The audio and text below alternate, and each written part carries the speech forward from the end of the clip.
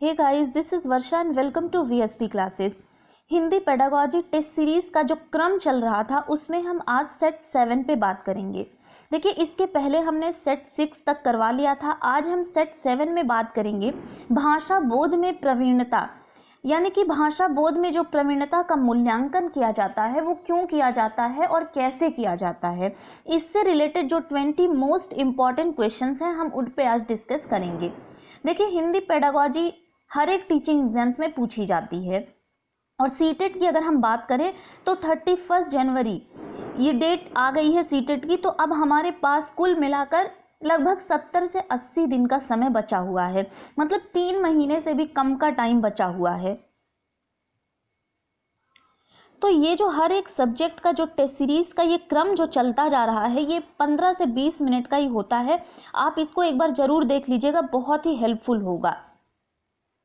और हाँ, सबसे ज़रूरी बात, अगर आपने मेरे चैनल को सब्सक्राइब नहीं किया कर लीजिए, बेल आइकन को प्रेस कर लीजिए ताकि आगे की लेटेस्ट नोटिफिकेशंस आपको मिलती रहें।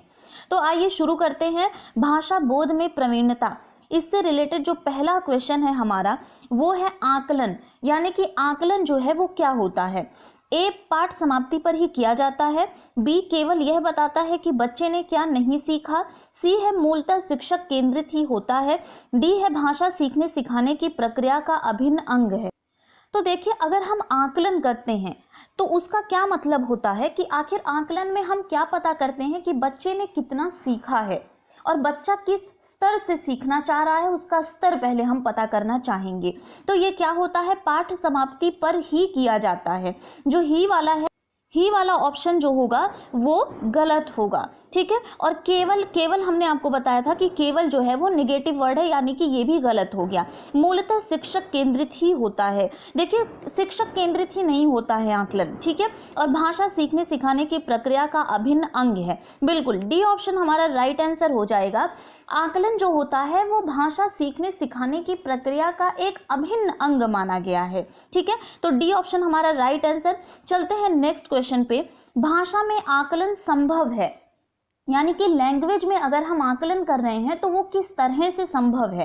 केवल परीक्षाओं द्वारा, सीखने सिखाने की प्रक्रिया के दौरान अवलोकन द्वारा, केवल गतिविधियों द्वारा, या फिर केवल परियोजनाओं का कार्य द्वारा। देखिए, सबसे पहले जो आपको केवल वर्ड मिल रहा है, जिसमें ये मिल रहा है ये आपके आंसर करेक्ट नहीं करेंगे, ठीक है। तो ए, सी और डी में जो है वो केवल मिल रहा है, यानी कि बी ऑप्शन हमारा राइट आंसर हो जाएगा। आकलन क्या होता है, सीखने सिखाने की प्रक्रिया के दौरान जो हम अवलोकन करते हैं, यानी कि बच्चा क्या कर रहा है उसकी एक्टिविटी का जो हम अवलोकन करते हैं उसे ही क्या कहते हैं, भाषा में आकलन इसी के द्वारा संभव होता है, ठीक है। आते हैं नेक्स्ट क्वेश्चन पे। सतत मूल्यांकन का एक निहितार्थ है। सतत मूल्यांकन यानी कि CCE, ये बहुत ही इंपॉर्टेंट है। सतत मूल्यांकन का क्या निहितार्थ है। बच्चों के भाषा प्रयोग का निरंतर अवलोकन करना, हर महीने परीक्षाएं लेना, प्रतिदिन परीक्षाएं लेना, बच्चों के परीक्षा संबंधी भय को समाप्त करना। तो यहाँ देखिएगा, यहाँ जो ऑप्शन राइट हो जाएगा वो है ए ऑप्शन। ए ऑप्शन यहाँ पे राइट आंसर हो जाएगा। बच्चों के भाषा प्रयोग का निरंतर अवलोकन करना।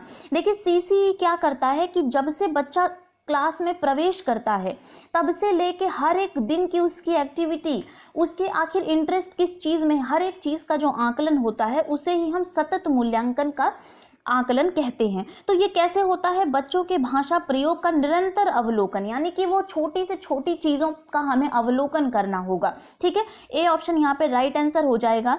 नेक्स्ट क्वेश्चन है, भाषा के सतत एवं व्यापक मूल्यांकन का उद्देश्य क्या है। यहाँ पे आपको बताना है कि सतत एवं व्यापक मूल्यांकन जो होता है उसका उद्देश्य, यानी कि उसका निहितार्थ क्या है, क्यों हम सतत एवं व्यापक मूल्यांकन करते हैं। अगली कक्षा में प्रोन्नत करने हेतु साक्ष्य जुटाना, बच्चों की त्रुटियों की पहचान करना, बच्चों की सीखने की प्रक्रिया को समझकर उपयुक्त शिक्षण अधिगम प्रक्रिया को अपनाना, या फिर मूल्यांकन की परंपरा का निर्वाह करना। तो देखिए, बच्चों की जो भाषा का सतत एवं व्यापक मूल्यांकन किया जाता है वो क्यों किया जाता है, क्योंकि हम बच्चों के स्तर को समझ पाएं, उनकी रुचि को समझ पाएं, उनकी क्षमता को समझ पाएं, ठीक है। और जब हम ये सारी चीजें समझ जाएंगे तो हम उसी तरीके की शिक्षण प्रक्रिया को अपनाएंगे, यानी कि सी ऑप्शन यहाँ पे राइट आंसर हो गया। क्लियर। नेक्स्ट क्वेश्चन पे चलते हैं। सतत और व्यापक मूल्यांकन मुख्य रूप से डैश पर बल देता है, यानी कि सतत और व्यापक मूल्यांकन किस पर बल देता है? ए ऑप्शन है बच्चों के सुधार के लिए लगातार परीक्षण करना, बी है मस्तिष्क, हृदय एवं हाथ की शिक्षा पर, सी ऑप्शन है कमजोर अयोग्य विद्यार्थियों को उच्च स्तर प्रोन्नत करने हेतु, या फिर डी ऑप्शन है बच्चों के व्यवहार का सतत अवलोकन करने हेतु। अभी हमने देखिए पीछे बात करी थी, सतत अवलोकन करना होगा बच्चे का, यही तो सतत और व्यापक मूल्यांकन मुख्य रूप से यही कार्य करवाता है कि हम बच्चे के व्यवहार को, हर एक एक्टिविटी को, ठीक है, ये ध्यान में हम रखेंगे, उसकी एबिलिटी क्या है, उसकी योग्यता, उसकी रुचियां क्या है, ये हमें पता लगाना है। तो इस हिसाब से डी ऑप्शन हमारा राइट आंसर हो जाएगा, बच्चों के व्यवहार का सतत अवलोकन करने हेतु। नेक्स्ट क्वेश्चन पे चलते हैं, मूल्यांकन का प्रयोजन क्या है, क्यों करते हैं मूल्यांकन? ठीक है, बालक के विकास के हर पक्ष का मूल्यांकन करना इसलिए करते हैं, उन बच्चों को पहचानना जिन्हें उपचारात्मक शिक्षण की आवश्यकता नहीं है, ठीक है, बच्चों को डर के दबाव में अध्ययन के लिए प्रेरित करना, या फिर बच्चों को धीमी गति से सीखने वाले होशियार, समस्यात्मक छात्र आदि वर्गों में विभाजित करना। देखिए मूल्यांकन का फिर से वही बात आ गई कि मूल्यांकन किस लिए किया जाता है, ताकि हम बच्चे के हर एक पक्ष का अवलोकन कर सकें, ठीक है, हर एक पक्ष का मूल्यांकन कर सके। तो यहाँ ए ऑप्शन राइट आंसर हो जाएगा, बालक के विकास के हर पक्ष का मूल्यांकन करना, यानी हर एक पक्ष में बच्चा कितना सीख रहा है और कितना सीखने में उसको कठिनाई हो रही है, यही होता है मूल्यांकन का प्रयोजन। नेक्स्ट क्वेश्चन पे चलते हैं, हिंदी भाषा के सतत और व्यापक मूल्यांकन के संदर्भ में कौन सा कथन उचित नहीं है? यहाँ आपको नहीं बताना है, ठीक है, ध्यान दीजिएगा, नहीं पूछ रहा है। यह बच्चों को उत्तीर्ण और अनुत्तीर्ण श्रेणियों में विभाजित करने में विश्वास करता है। क्या हम इसलिए सतत और व्यापक मूल्यांकन करते हैं क्योंकि ये उत्तीर्ण और अनुत्तीर्ण में विश्वास करता है, या फिर यह बच्चे के संदर्भ में मूल्यांकन करता है? सतत और व्यापक मूल्यांकन बच्चों की सीखने की क्षमता और तरीके के बारे में जानकारी देता है, यह बताता है कि बच्चों को किस तरह की सहायता की आवश्यकता है, ठीक है। तो देखिए अगर हम बच्चों के सतत और व्यापक मूल्यांकन की बात करते हैं तो यह बच्चे के संदर्भ में मूल्यांकन करता है, बिल्कुल सही ऑप्शन हो गया। सतत और व्यापक मूल्यांकन बच्चों की सीखने की क्षमता और तरीके, ये भी बिल्कुल सही ऑप्शन, और ये बताता है कि बच्चों को किस तरह की सहायता की जरूरत है, ठीक है। तो यानी जब तीनों ऑप्शन हमारा राइट आंसर हो जाएगा, हमें बताना है नहीं, तो ए ऑप्शन हमारा राइट आंसर होगा। उत्तीर्ण और अनुत्तीर्ण, पास और फेल के बारे में सतत और व्यापक मूल्यांकन का कोई निहितार्थ नहीं है। ये नहीं जानना चाहता है कि कितने बच्चे पास हैं और कितने बच्चे फेल हैं, ठीक है, बल्कि ये संपूर्ण अवलोकन करता है। क्लियर। नेक्स्ट क्वेश्चन है, बच्चों की भाषिक अभिव्यक्ति के आकलन के लिए किस तरह के प्रश्न सहायक नहीं है? देखिए भाषिक अभिव्यक्ति यहाँ पूछा जा रहा है, ठीक है, यानी कि उनकी भाषा की जो अभिव्यक्ति है वो किस तरह के प्रश्न इसमें सहायक नहीं है। सारांश प्रस्तुत करना, निबंधात्मक प्रश्न, बहुविकल्पीय प्रश्न, या फिर लघु उत्तरात्मक प्रश्न। तो देखिएगा अगर हमें भाषा की अभिव्यक्ति करनी है और हमें बहुविकल्पी यानी कि ऑब्जेक्टिव अगर हमें प्रश्न दे दिए जाएंगे, ठीक है, यानी कि वन वर्ड का जो आंसर होगा उसमें हम अपने भाषा की अभिव्यक्ति को नहीं कर पाएंगे, जबकि सारांश में बिल्कुल कर लेंगे। निबंधात्मक में एक लंबा चौड़ा अगर निबंध लिखने को कहा जाएगा तो आप बेहतर तरीके से अपनी भाषा को प्रदर्शित कर पाएंगे। इसी तरह लघु उत्तरीय का जो प्रश्न होता है वो भी बड़ा होता है, तो आप अपनी भाषा को प्रस्तुत कर पाएंगे। लेकिन बहुविकल्पी सी ऑप्शन राइट आंसर हो जाएगा, ये भाषा की अभिव्यक्ति के आकलन के तरीके के लिए सही नहीं है। क्लियर। नेक्स्ट, बच्चों के लेखन कौशल का मूल्यांकन करने के लिए कौन सी विधि बेहतर हो सकती है? अभी हमें भाषिक अभिव्यक्ति, अब हमें लेखन कौशल का मूल्यांकन करना है। अपने अनुभवों को लिखना, श्रुतलेख, पाठ पर आधारित प्रश्नों के उत्तर लिखना, या फिर सुंदर लेख का अभ्यास करना। तो देखिए लेखन कौशल का मूल्यांकन करने के लिए इसमें से जो कौन सी विधि, जो बेहतर विधि पूछी गई है वो है अपने अनुभवों को लिखना। देखिए श्रुतलेख में सुनकर लिखेगा बच्चा, ठीक है, पाठ पर आधारित प्रश्नों के उत्तर भी नहीं लिखना है, सुंदर लेख का अभ्यास नहीं करवाना है। लेखन कौशल का मूल्यांकन हम तब कर सकते हैं जब बच्चा अपने अनुभवों को लिखेगा, तो अपने मन से लिखेगा कि उसने क्या देखा, क्या फील किया, ठीक है। ए ऑप्शन यहाँ पे राइट आंसर हो जाएगा। नेक्स्ट क्वेश्चन है हमारा, हिंदी भाषा का मूल्यांकन करते समय आप सबसे ज्यादा महत्व किसे देंगे? व्याकरणिक नियम, काव्य सौंदर्य, निबंध लिखने की योग्यता, या फिर सीखने की क्षमता का आकलन?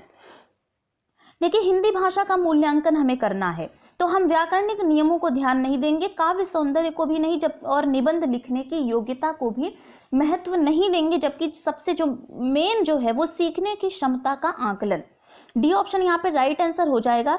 इसी के साथ चलते हैं नेक्स्ट क्वेश्चन पे। निम्नलिखित में से कौन सा बच्चों की भाषिक क्षमता के आकलन का सबसे उचित तरीका है? देखिए, सबसे उचित तरीका भाषिक क्षमता का आकलन करने के लिए कौन सा है? संज्ञा शब्दों के 2 उदाहरण दीजिए।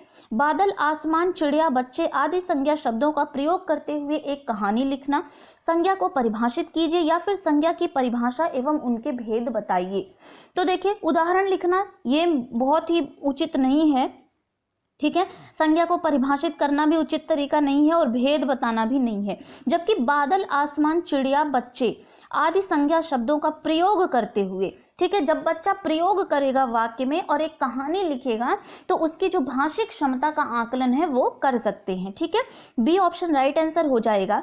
आते हैं नेक्स्ट क्वेश्चन पे। बच्चों की भाषा संबंधी क्रमिक प्रगति का लेखा जोखा रखना डैश से संभव है। बहुत ही इंपॉर्टेंट क्वेश्चन है ये, ठीक है। हर साल इससे क्वेश्चन जरूर आते हैं। तो उत्तर पुस्तिकाओं से, लिखित परीक्षा से, पोर्टफोलियो से या फिर मौखिक परीक्षा से बच्चों की भाषा संबंधी क्रमिक प्रगति का लेखा जोखा, तो ये किस तरह से संभव है? सी ऑप्शन यहाँ पे राइट आंसर हो जाएगा, पोर्टफोलियो। देखिए, बच्चा क्लास में जब से आता है उसका एक मूल्यांकन की जो सतत प्रक्रिया होती है, क्रमिक जो प्रक्रिया होती है, उसे ही हम क्या कहते हैं? पोर्टफोलियो कहते हैं। और ये एक ऐसी प्रक्रिया होती है जो शिक्षक और विद्यार्थी यानी कि टीचर और स्टूडेंट दोनों के बीच में चलती रहती है। उसी को हम क्या कहते हैं? पोर्टफोलियो कहते हैं, ठीक है। नेक्स्ट क्वेश्चन पे चलते हैं। प्रश्न पूछना, प्रतिक्रिया व्यक्त करना, परिचर्या में भाग लेना या फिर वर्णन करना, ये सब क्या है? केवल शिक्षण पद्धति है, केवल साहित्यिक गतिविधियां हैं, भाषा आकलन के तरीके मात्र हैं, भाषा सीखने, सिखाने तथा आकलन के तरीके हैं। सबसे पहले केवल जो है वो गलत हो जाएगा। भाषा आकलन के तरीके मात्र हैं, मात्र नहीं है, ठीक है। यानी कि डी ऑप्शन हमारा राइट आंसर हो जाएगा। जब क्लास में बच्चा प्रश्न पूछता है, उसकी अपनी प्रतिक्रिया व्यक्त करता है, या फिर परिचर्या में भाग लेता है, या फिर वर्णन करता है, ये सब भाषा सीखने और सिखाने की एक प्रक्रिया है, ठीक है। डी ऑप्शन राइट आंसर हो जाएगा। नेक्स्ट क्वेश्चन है, निम्न में से प्राथमिक स्तर पर भाषा आकलन का सर्वाधिक उचित तरीका क्या है? बच्चों को चित्र वर्णन और प्रश्न पूछने के अवसर देना, बच्चों से पत्र लिखवाना, किसी पाठ के 5 पंक्तियां पढ़वाना, या फिर बच्चों से प्रश्नों के उत्तर लिखवाना। देखिए, बात हो रही है प्राथमिक स्तर पर भाषा आकलन का सर्वाधिक उचित तरीका पूछा जा रहा है। तो बच्चों को अगर आप एक चित्र दिखा देंगे, यानी कि चित्र दिखा के फिर वर्णन करेंगे और फिर प्रश्न पूछने के अवसर देंगे, इससे क्या होगा? भाषा का जो आकलन होगा वो सर्वाधिक उचित तरीका होगा। तो ए ऑप्शन हमारा राइट आंसर हो जाएगा। नेक्स्ट क्वेश्चन है, भाषा के संदर्भ में निदानात्मक परीक्षण का उद्देश्य क्या है? बच्चों के लिए भाषा प्रयोग के अवसर न जुटाना, बच्चों को विभिन्न श्रेणियों में विभक्त करना, बच्चों की भाषा प्रयोग संबंधी कठिनाइयों संबंधित कारणों की पहचान करना, बच्चों को अगली कक्षा में प्रोन्नत करना। तो देखिए, यहाँ पे क्या होगा? सी ऑप्शन हमारा राइट आंसर हो जाएगा। थोड़ा सा देख लेते हैं कि निदानात्मक परीक्षण होता क्या है। देखिए, निदानात्मक परीक्षण में क्या होता है कि बच्चे की जो भाषा प्रयोग संबंधी कठिनाई है उसका पता लगाया जाता है, ठीक है। सबसे पहले निदानात्मक परीक्षण होता है, तब जाके हम उपचारात्मक परीक्षण करते हैं। यानी कि सबसे पहले निदान यानी कारणों का पता लगाया जाता है, फिर जाके उसका उपचार किया जाता है। तो सी ऑप्शन यहाँ पे राइट आंसर हो जाएगा। नेक्स्ट क्वेश्चन है, नाटक शिक्षण में सतत और व्यापक मूल्यांकन के लिए निम्नलिखित में से कौन सा तरीका सर्वाधिक महत्वपूर्ण है? लिखित परीक्षा करवाना, मुख्य संवादों को सुंदर रूप से लिखना, पात्रों का चरित्र चित्रण लिखना, या फिर पढ़े गए नाटक का मंचन करना। देखिए, नाटक शिक्षण की बात हो रही है, यहाँ आप सतत और व्यापक मूल्यांकन के लिए कौन सा सर्वाधिक महत्वपूर्ण तरीका है? तो देखिए, यहाँ पे क्या होगा कि पढ़े गए नाटक का मंचन करना। डी ऑप्शन यहाँ पे राइट आंसर हो जाएगा। देखिए, पढ़े गए नाटक का मंचन यानी कि नाटक का क्या होता है? यहाँ लिखना नहीं है, लिखित परीक्षा नहीं करवानी है, यहाँ लिखने से कोई मतलब नहीं है। तो ए, बी और सी जो है वो गलत ऑप्शन है, जबकि डी ऑप्शन यहाँ पे राइट आंसर हो जाएगा। पढ़े गए नाटक का मंचन जब बच्चा करेगा तो वो अपनी भावाभिव्यक्ति करेगा, उसके अंदर के जो भाव हैं उनकी अभिव्यक्ति करेगा, ठीक है। तो डी ऑप्शन यहाँ पे राइट आंसर। नेक्स्ट क्वेश्चन है, किस प्रकार के प्रश्न बच्चों की भाषागत समझ का आकलन करने में अधिक सहायक नहीं होते। ध्यान दीजिएगा, अधिक सहायक नहीं होते ये पूछा गया है। ठीक है, तो किस प्रकार के प्रश्न, अनुमान परक प्रश्न, पाठ पर आधारित तथ्यात्मक प्रश्न, कल्पना परक प्रश्न, या फिर सत्य की प्राप्ति। तो देखिए, अनुमान परक बिल्कुल सही है, पाठ पर आधारित तथ्यात्मक प्रश्न ये भी सही है, कल्पना, जबकि सत्य की प्राप्ति डी ऑप्शन यहाँ पे राइट आंसर हो जाएगा। नेक्स्ट क्वेश्चन, भाषा में आकलन करते समय आप किसे सबसे कम महत्व देंगे। सबसे कम महत्व, महत्वपूर्ण चारों हैं पर सबसे कम महत्व आप किसको देंगे। परिचय या सृजनात्मक लेखन, प्रश्नों के उत्तर लिखाना, या फिर प्रश्नों के निर्माण कराना। तो देखिए क्या होता है कि भाषा के आकलन करते समय सबसे कम महत्व जो देंगे वो प्रश्नों के उत्तर लिखाना। अगर आप बच्चों को खुद ही प्रश्नों के उत्तर लिखवा देंगे तो वो भाषा का आकलन नहीं कहलाएगा। ठीक है, सी ऑप्शन राइट आंसर हो जाएगा। नेक्स्ट क्वेश्चन है, मौखिक भाषा के आकलन का सर्वोत्तम तरीका कौन सा है। किताब पढ़ना, अंत्याक्षरी, अनुभव बांटना व बातचीत करना, प्रश्नों के तयशुदा उत्तर देना। देखिए, मौखिक भाषा का आकलन, अगर हम अपनी मौखिक भाषा का आकलन करना चाहते हैं तो उसका सर्वोत्तम उचित तरीका जो है वो अनुभव बांटना व बातचीत करना। जितना ज़्यादा हम अपने अनुभवों को बांटेंगे, जितना ज़्यादा हम बातचीत करेंगे, हमारी मौखिक भाषा का जो आकलन होगा वो सर्वोत्तम तरीका माना जाएगा। तो सी ऑप्शन यहाँ पे राइट आंसर हो जाएगा। और चलते हैं आज के लास्ट क्वेश्चन पे और नेक्स्ट क्वेश्चन पे। ठीक है, हिंदी भाषा के मूल्यांकन डैश के संचित अभिलेखों में होना चाहिए। यानी कि संचित अभिलेखों में क्या होना चाहिए, विद्यार्थियों की रुचियों, अभिक्षमताओं और सामाजिक समायोजनों के प्रगतिशील विकास का रिकॉर्ड, किसी भी विशिष्ट दिन विद्यार्थियों के व्यवहार का रिकॉर्ड, विद्यार्थियों की उपस्थिति व चिकित्सा का रिकॉर्ड, विद्यार्थियों द्वारा प्रदर्शित अनुशासनहीनता की घटनाओं का रिकॉर्ड। देखिए, हिंदी भाषा का अगर मूल्यांकन हो रहा है और संचित अभिलेखों में अगर जो होना चाहिए वो सबसे बेस्ट आंसर होगा ऑप्शन ए, यानी कि विद्यार्थियों की रुचियों, अभिक्षमताओं और सामाजिक समायोजनों के प्रगतिशील विकास का रिकॉर्ड हमें रखना है। ठीक है, यानी कि संचित अभिलेखों में ये चीजें जरूर होनी चाहिए। बालक कितना सीख पा रहा है, उसकी एबिलिटी कितनी है सीखने की, उसकी हर एक एक्टिविटी के बारे में हमें ध्यान रखना होगा। तो ये थे आज के top 20 most important question Hindi pedagogy में, भाषा बोध में प्रवीणता से। तो अगर आपने मेरे चैनल को सब्सक्राइब नहीं किया है तो कर लीजिए, बेल आइकन को प्रेस कर लीजिए ताकि आगे की लेटेस्ट नोटिफिकेशन आपको मिलती रहे और ऐसे ही डेली की जो टेस्ट सीरीज है वो मिलती रहे। Thank you.